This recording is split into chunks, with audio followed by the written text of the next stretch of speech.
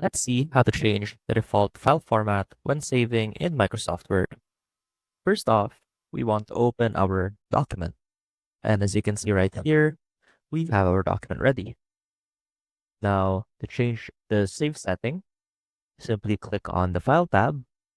Now, click on Options, and that will open up this window. Now, under Save, you will see this option to save files in this particular format.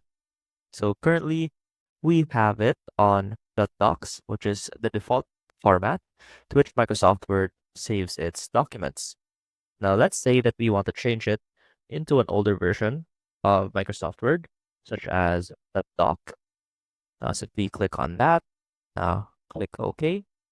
And now, whenever you save your document, it will automatically be saved as .doc.